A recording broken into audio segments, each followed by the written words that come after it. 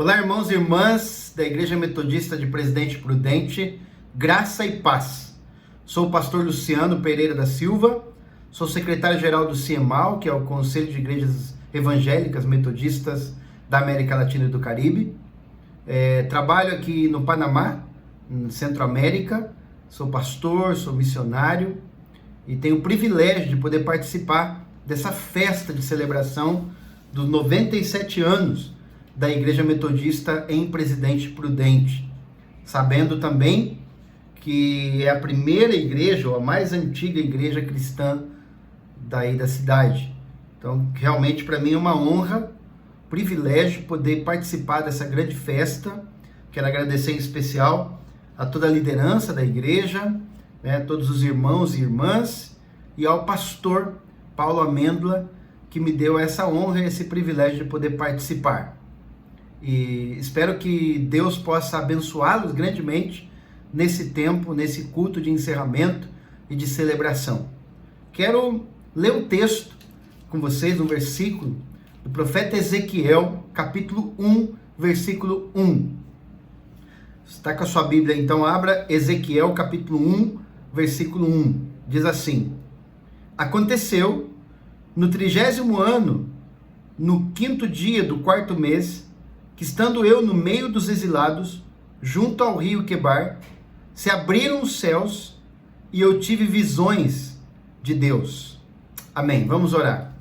Senhor Deus Todo-Poderoso, nesta hora, eu quero te agradecer por esse privilégio de poder compartilhar a tua palavra, que o Senhor possa falar poderosamente com cada irmão, com cada irmã desta igreja, Deus amado, e que a tua unção, a tua graça possa impactar cada vida nesta hora e que possamos sair desse tempo edificados pelo poder e autoridade da tua palavra em nome de Jesus. Amém. Glória a Deus. Muito bem. Amados, Deus quer nos dar visão ou visões dele em meio ao caos, em meio às situações de destruição, de derrota. Perceba que no texto, Ezequiel, ele está tendo visões de Deus no meio dos exilados. Para entender um pouco melhor, Ezequiel ele vai começar o ministério público dele quando boa parte do reino de Judá estavam já no cativeiro babilônico, um pouco antes da destruição de Jerusalém. E nesse período, Ezequiel estava pregando o arrependimento aos exilados, que eles se arrependessem da sua idolatria, do seu pecado, dos motivos pelos quais eles chegaram até essa situação de exílio. E num segundo momento do ministério de Ezequiel, ele está pregando para os judeus que ficaram, que não foram levados, porque muitos ficaram em Jerusalém, e a pregação dele consistia exatamente em avisar essas pessoas que Jerusalém ia ser destruída, o que veio acontecer no ano 597 a.C. E o terceiro momento do ministério de Ezequiel foi exatamente depois do cativeiro, quando o povo volta para reconstruir, para reedificar. Então agora o trabalho do profeta era pregar o arrependimento, obviamente, mas consolar aqueles que tinham voltado do exílio e formar ali um povo, um grupo que um dia poderiam voltar a reedificar. Então Ezequiel, ele é chamado a ministrar num tempo de caos. E nós podemos comparar o ministério de Ezequiel com o ministério da igreja hoje. Nós vivemos num tempo histórico de caos. Perceba que no versículo 1, ali que nós lemos, diz diz o texto que Deus está querendo deixar bem claro que o ministério de Ezequiel está se dando num tempo específico, histórico, né? No versículo 1, quando diz que aconteceu no 30º ano, no 5º dia do 4º mês, estando eu no meio dos exilados. E isso nós aprendemos, a primeira lição que nós aprendemos com a palavra de Deus, é que o ministério da igreja está encarnado na realidade do mundo. Na realidade desse mundo que nós estamos vivendo. Assim como Jesus, ele veio como verbo de Deus, e ele se encarna e se torna homem para salvar os homens, o ministério da igreja está encarnado também na realidade da sociedade, do mundo ao qual nós estamos vivendo.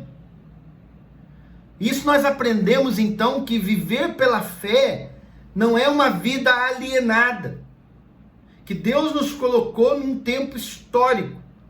Deus nos permitiu viver nesse tempo para fazer a diferença, né? Então esse tempo aqui era uma data, era um tempo específico e uma data internacional. Ele está contando aqui exatamente, né, a data do domínio da Babilônia sobre Judá. Ou seja, ele não está negando as condições do exílio. O profeta não está querendo fugir da realidade. Muita gente pensa que a fé é dizer assim, não, está tudo certo, está tudo bem. As pessoas pensam que a fé é uma negação da realidade, ou uma fuga da realidade. Mas não, a fé, ela é exatamente o contrário. É quando nós entendemos o momento histórico que nós estamos vivendo, o contexto qual nós estamos vivendo, e nós encarnamos a mensagem do reino no meio da situação caótica, no meio das adversidades, no meio da destruição. Nós pregamos o evangelho com as palavras e com a nossa vida. A igreja existe para manifestar o bom perfume de Jesus no mundo. A igreja existe para ser luz no meio das trevas. Então nós não podemos fugir da realidade. Fugir da realidade era o ministério dos falsos profetas. Se você olhar lá em Jeremias, capítulo 23, versículo 16 e 17, fala o seguinte: assim diz o Senhor dos Exércitos, não deis ouvidos às palavras dos profetas, que entre vós profetizam e vos enchem de vãs esperanças. Falam as visões do seu coração, não o que vem da boca do Senhor. Então, fugir da realidade, dar falsas esperanças, o profeta Jeremias está dizendo, Deus através do profeta está dizendo, que eram o costume dos falsos profetas. Eram falsas visões. Então, a visão de Deus, ela não vai trazer falsas esperanças. A visão de Deus, ela não vai fazer a gente ficar alienado. A visão de Deus vai nos dar força, autoridade, poder para entender a realidade, para se encarnar na realidade e para fazer a diferença no meio dessa realidade. Os falsos profetas davam ao povo falsas esperanças e não lhes falavam a verdade. Prometiam coisas que não eram realmente aquilo que Deus estava prometendo. Então Deus, ele vai chamar Ezequiel e também vai chamar a igreja no meio das circunstâncias. Perceba no texto que diz, estando eu no meio dos exilados. Ezequiel teve que viver em meio aos exilados, ou seja, Deus não poupou o profeta em estar no meio do caos. Deus não poupou o profeta, apesar da fidelidade dele, em viver no meio das circunstâncias de exílio.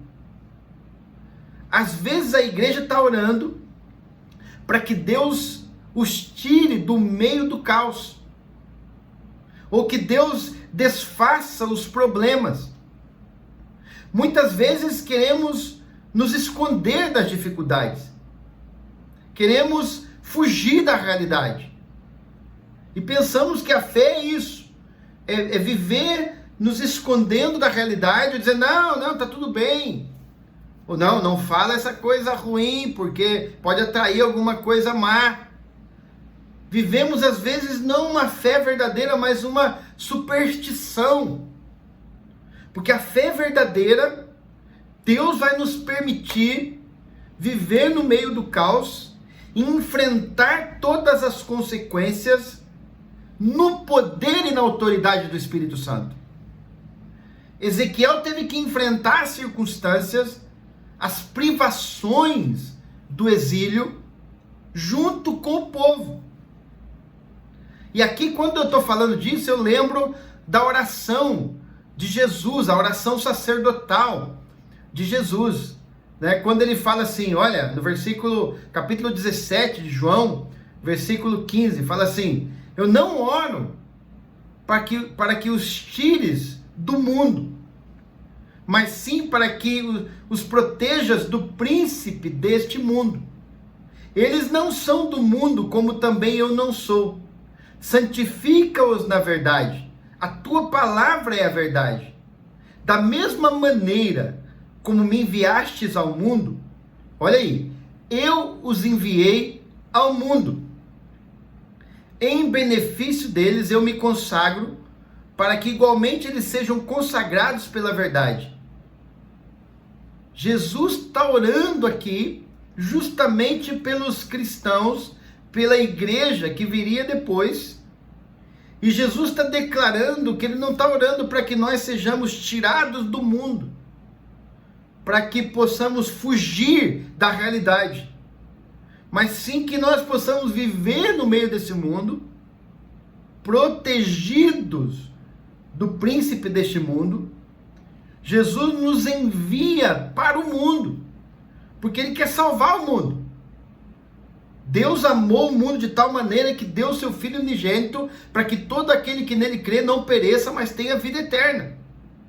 Então o que Deus faz conosco é nos salvar, nos resgatar, nos transformar, nos lavar com o sangue dele, nos abraçar, assim como nós vemos na imagem do filho pródigo que voltou, quando o pai abraça o filho, quando o pai manda matar um novilho cevado, faz uma festa para o filho, dá um beijo no filho, coloca um anel honrando o filho no dedo do filho, fazendo todas as honras.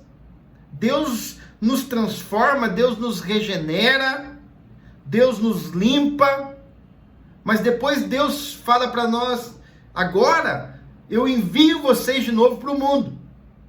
Ele nos resgata do mundo para nos salvar e nos transformar, e depois ele nos envia de novo para esse mesmo mundo, para agora, através do poder do Espírito Santo e da graça de Deus em nós, que nós possamos fazer a diferença no meio do mundo. Esse é o papel da igreja. Então Deus, ele quer que nós entendamos isso, que não podemos fugir da realidade do caos, não podemos nos esconder das situações desse mundo. Na verdade, nós temos que ser influência no meio desse mundo, sal da terra, luz do mundo. Deus nos chamou para entrar no meio das trevas e brilhar. Deus nos envia como ovelhas no meio de lobos. Deus nos envia para fazer a diferença, para mostrar a glória dele, a graça dele. Esse é o papel da igreja, para que o mundo possa conhecer quem é o Senhor. E aí eu também lembro, né, de Atos 4, né, quando a igreja está pedindo ao Senhor ousadia para continuar pregando. A igreja estava passando por um momento de perseguição. Quando Pedro traz as notícias da perseguição, eles não se acovardam, Eles não estão orando, pedindo: Deus, afasta de nós toda essa perseguição. Se você olhar lá em Atos capítulo 4, que eu quero ler com vocês, e eu quero ler somente o versículo 29 até o versículo 31. Diz assim, Atos 4, 29. Agora, pois, ó Senhor, olha para as suas ameaças e concede aos teus servos que falem com toda a ousadia a tua palavra,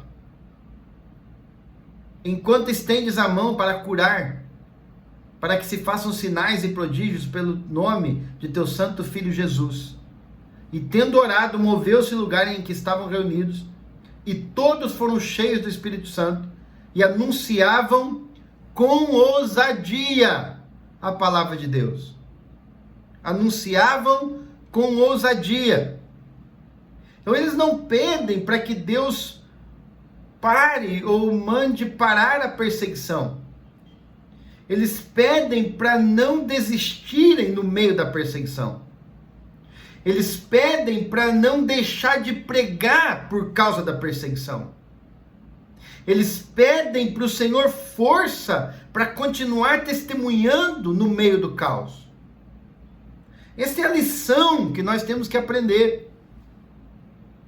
Deus está nos chamando não para nos escondermos de toda essa realidade que o mundo está vivendo agora. Vivemos essa situação de caos, né? Caos mundial. E às vezes pensamos e oramos para que Deus faça algo e que isso tudo acabe e que as coisas voltem ao normal. No entanto, nós devemos pedir para o Senhor estratégia, ou estratégias de como nós podemos continuar servindo a Deus, fazendo a obra de Deus, ainda que as circunstâncias estejam contrárias, ainda que o mundo esteja caindo lá fora, ainda que essa doença esteja aí crescendo e se multiplicando, como nós, como igreja, podemos continuar manifestando a glória de Deus, a graça de Deus. Temos que pedir a Deus, não que tudo isso se acalme, temos que pedir a Deus ousadia, autoridade, unção, graça, para manifestar a glória dele no meio de toda essa adversidade, no meio de toda essa morte, de todas essas destruições que nós vemos no nosso tempo atual. Deus está nos chamando para nos levantarmos com ousadia, com autoridade, com inteligência, com criatividade, para poder fazer a obra dele, para manifestar a glória dele em meio a toda essa circunstância. A igreja do Senhor não pode parar, a igreja do Senhor é imbatível, a igreja do Senhor nunca será destruída, as portas do inferno não prevalecerão contra a igreja do Senhor Jesus. É uma promessa do Senhor, porque o Senhor mesmo é que batalha a nossa batalha. Então nós temos que tomar posse da autoridade, da ousadia, da graça de Deus, para continuar servindo ao Senhor, para continuar fazendo a obra do Senhor, ainda em meio às limitações e às circunstâncias difíceis que nós estamos vivendo. Perceba que no texto lá de Ezequiel, capítulo 1, né? Diz lá: estando eu no meio dos exilados, junto ao rio Quebar, se abriram os céus. Amado, parece algo contraditório. Tudo estava fechado. Eles estavam numa situação de escravidão, de exílio, dominados pelos babilônicos. O exílio trazia muitas limitações. Agora eles eram escravos, né? Perceba que, se você olhar o Salmo 137, você vai ver a expressão de lamento do povo no tempo do exílio babilônico, né? Salmo 37 diz assim: junto aos rios da Babilônia, ali nos assentamos e choramos, quando nos lembramos de Sião, sobre os salgueiros que há no meio dela. Penduramos as nossas harpas, pois lá aqueles que nos levaram cativos, nos pediam uma canção, e os que nos destruíram, que os alegrássemos, dizendo: cantai-nos uma das canções de Sião. Como cantaremos a canção do Senhor em terra estranha? Se eu me esquecer de ti, ó Jerusalém, esqueça-se a minha direita da sua destreza.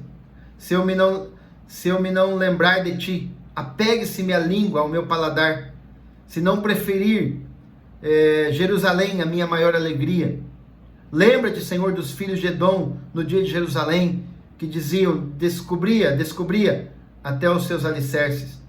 A filha de Babilônia,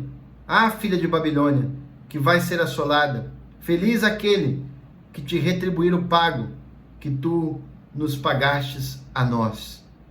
Então aqui esse salmo mostra a realidade dura do exílio. Mas o texto está dizendo que o profeta, ele viu que os céus se abriram diante dele. Então, no meio de uma situação completamente fechada, no meio de uma situação limitante, terrível, Deus abre os céus para o profeta. Ou seja, Deus está provendo uma visão maravilhosa. Os céus estão abertos. Amado, isso muda tudo.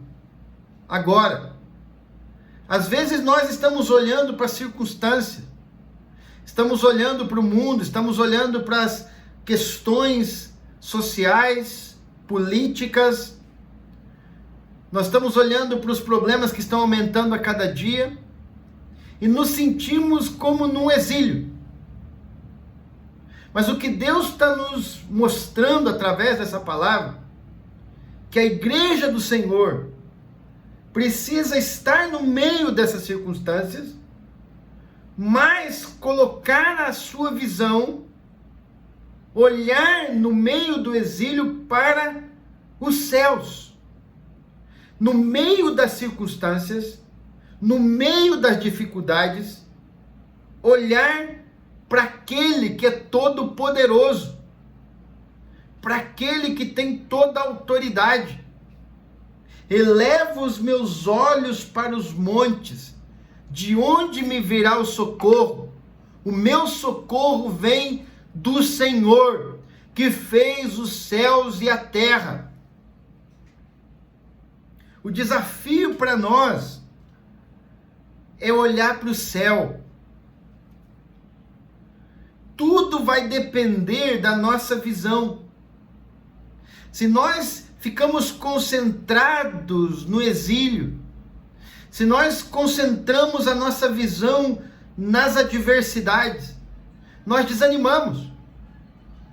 Mas se nós estamos com os nossos pés pisando nessa terra, mas com os nossos olhos fixos no Senhor, Deus vai nos dar estratégia, Deus vai nos dar autoridade, Deus vai nos dar unção e graça para viver e manifestar no meio de tudo isso a graça dele. Deus nos chama para olhar para o céu. Quando eu estava pensando nesse texto, também lembrava de Estevão. Estevão, primeiro mártir da igreja, estava sendo apedrejado. E Estevão, ele vai fixar os olhos dele em Jesus. Porque ele estava cheio do Espírito Santo. Né? Olha o que diz lá em Atos 7, 55, 56. Mas ele, estando cheio do Espírito Santo, fixando os olhos no céu, viu a glória de Deus e Jesus, que estava à direita de Deus, e disse: eis que vejo os céus abertos, o Filho do Homem, que está em pé, à mão direita de Deus. Louvado seja o Senhor. Ele, mesmo na situação ali de ser apedrejado, ele não está olhando para as pedras, ele não está olhando para a fúria daqueles judeus que estavam o apedrejando, ele não está olhando para a morte que está se aproximando. Estevão, cheio do Espírito Santo, está fixando os seus olhos no céu, olhando para a glória de Deus e vendo Jesus ali à direita de Deus. Esse é o grande desafio para nós. E muitas vezes nós fixamos os olhos nas pedras do caminho, nas adversidades, nas oposições da vida, nas derrotas, nos fracassos, nas angústias, nas situações de morte. E nós perdemos o ânimo. Nós achamos que tudo está perdido. Mas no meio dessas situações, Deus está nos ensinando que devemos olhar e fixar nossos olhos no céu e ver a glória de Deus. Essa presença da glória de Deus, essa visão da glória de Deus, é que vai nos dar esperança. Cristo em vós, a esperança da glória. O profeta, voltando no profeta Ezequiel, capítulo 1, está dizendo lá: abriram-se os céus e eu tive visões de Deus. Deus quer colocar nos nossos olhos a visão dele. Em Hebreus 12, 2 fala assim, olhando firmemente para o autor e consumador da fé, Jesus, o qual em troca da alegria que lhe estava proposta, suportou a cruz, não fazendo caso da ignomínia, e está sentado à destra do trono de Deus. Deus quer colocar nos nossos olhos a visão que vem dele. É a visão que vem dele que vai dar esperança, que vai fazer com que nós possamos criar no meio das circunstâncias. É como também em outro momento, quando Deus fala com o profeta para ele orar e profetizar sobre os ossos secos. Veja que Deus, ele era um Deus que estava dando visão para o profeta Ezequiel. E lá na frente, no capítulo 37, Deus vai mandar o profeta profetizar sobre os ossos secos. Amado, e diz o texto que os ossos estavam sequíssimos. No capítulo 37, versículo de número 9, vamos ler o versículo 4, diz assim, e disse-me ele, profetiza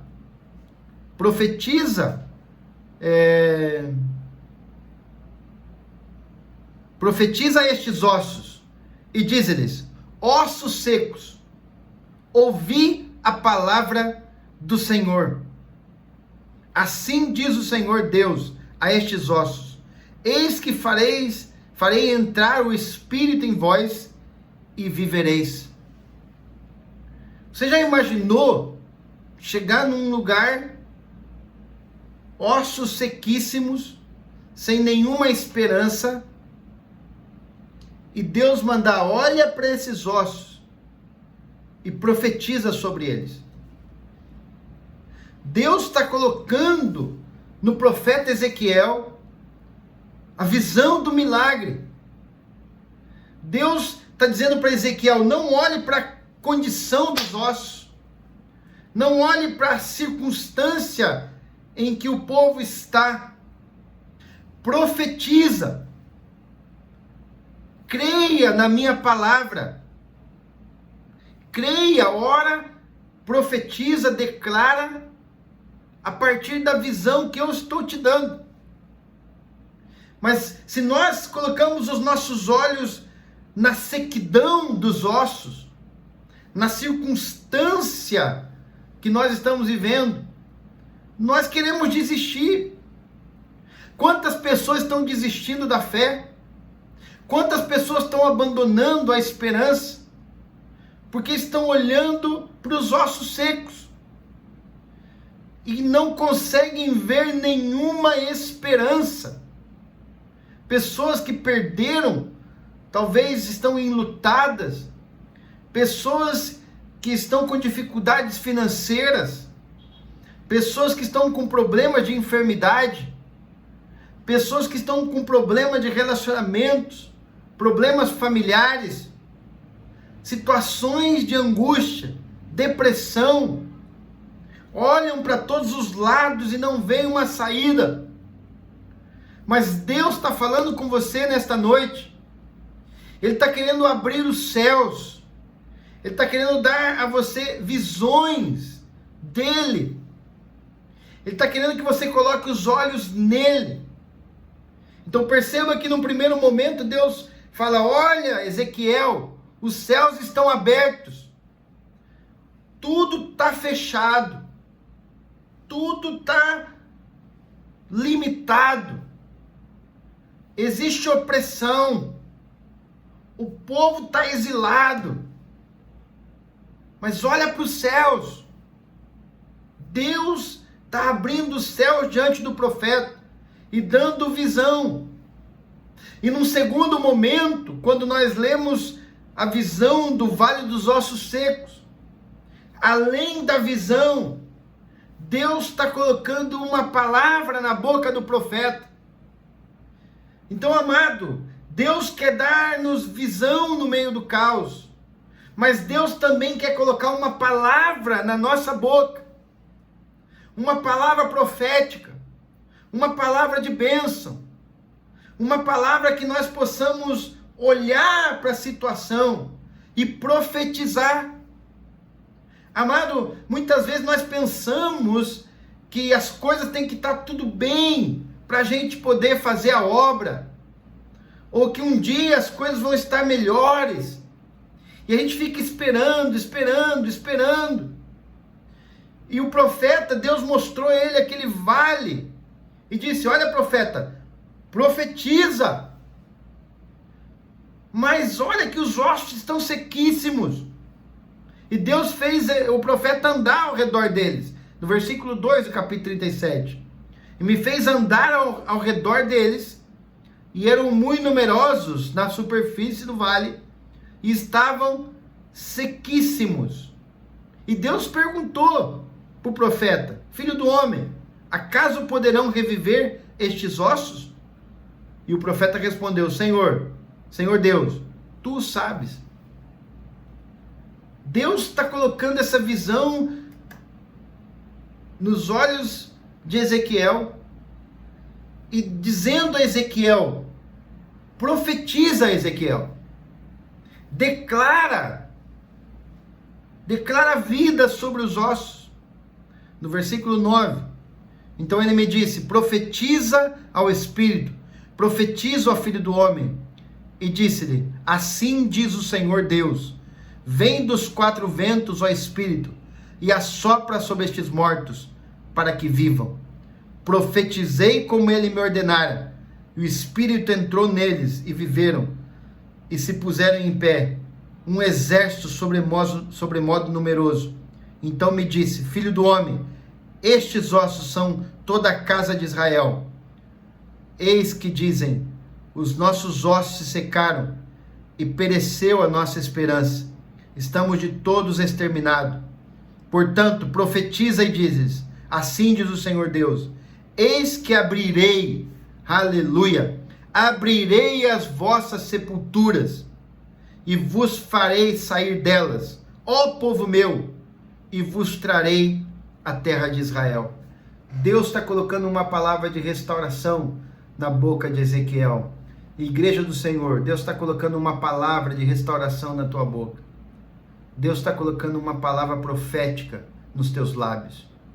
Abra os teus olhos, olha para os céus e veja os céus abertos, a glória de Deus. Olha para Jesus, não olha para as circunstâncias, não olha para as pedras, não olha para os ossos que estão sequíssimos. Ouça a voz de Deus e comece a profetizar no meio do caos.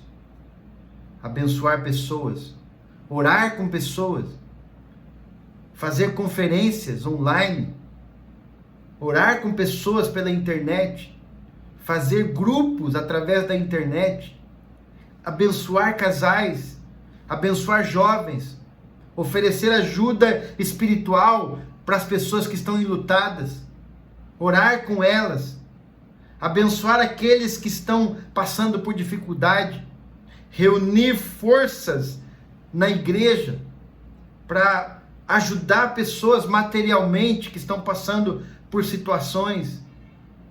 Quando Deus nos toca, quando Deus coloca visão nos nossos olhos, nós não vamos ficar reclamando, nós vamos ficar murmurando por causa das adversidades. Deus vai nos dar criatividade e nós não vamos desistir, não vamos desistir por causa das lutas, não vamos desistir por causa dos problemas, que nós somos mais que vencedores. Deus vai nos dar criatividade como igreja do Senhor para se manifestar como o Senhor quer no meio de tudo isso, e que as pessoas ao redor possam, através de nós, ver que existe um Deus que está agindo, que está criando. Amado, quando Deus criou o mundo, diz que o Espírito de Deus pairava sobre a face das águas. Deus criou o mundo do caos. No princípio, criou Deus os céus e a terra. Porém, a terra era sem forma e vazia, e havia trevas sobre a face do abismo. E o Espírito de Deus pairava por sobre as águas. E disse Deus: haja luz. Deus criou o mundo do caos pelo poder da palavra. Haja luz. Agora, nesse tempo de caos, Deus está querendo recriar um povo santo, um povo transformado, restaurado. E Deus está querendo recriar exatamente outra vez através da palavra criadora, do Logos, do Verbo encarnado, o Verbo que estava com Deus, o Verbo que era Deus, e o Verbo se fez carne e habitou entre nós, e vimos a sua glória, glória como do unigênito do Pai. Então, através do Verbo Jesus, a igreja é o corpo de Jesus, o corpo de Cristo. Jesus é o cabeça da igreja. E através do Verbo Jesus, nós somos chamados, através dessa palavra poderosa, a recriar no meio do caos. Através das nossas atitudes, das nossas ações, das nossas vidas, das nossas palavras, das atitudes da comunidade, no meio da cidade, entre as famílias, entre o povo, entre os lugares aonde nós estamos. Deus nos chamou para criar, para recriar, para declarar vida no meio da morte. Que Deus continue abençoando a tua vida, irmão e irmã da Igreja Metodista em Presidente Prudente. E que esta palavra possa tocar seu coração e continuar inspirando irmãos e irmãs, jovens, crianças, mulheres, homens, a continuar servindo ao Senhor. Não ficar com medo das circunstâncias, mas na autoridade, no poder daquele que venceu, que eu e você possamos manifestar a glória dele e influenciar esse mundo com a palavra poderosa do Senhor. Que Deus te abençoe, fique em paz e que a paz realmente desse Deus possa inundar teu coração. E mais uma vez, meus parabéns, felicidades pelo tempo de vida e missão, 97 anos dessa igreja metodista em Presidente Prudente. Que Deus te abençoe, fique em paz. Deixa eu orar com você. Espírito Santo, obrigado pela tua palavra, que é viva, que é eficaz. Que o Senhor possa abençoar a vida de cada irmão, de cada irmã, dessa igreja, desta cidade e que eles possam ser luzeiros e manifestar a tua graça em meio a esta cidade, em meio a esse mundo de trevas. Deus, levanta o teu povo na força do teu poder. Tira todo medo. Coloca ousadia, autoridade, amor. E que eles possam ter essa palavra criadora no coração deles, se manifestando e gerando vida, gerando estratégia para abençoar pessoas, para curar, para restaurar, para consolar. Deus, para levar palavra de arrependimento. Eu quero abençoar esse povo e te agradecer mais uma vez pelo privilégio de poder ministrar a tua palavra. No nome do Senhor Jesus. Amém. Que Deus te abençoe.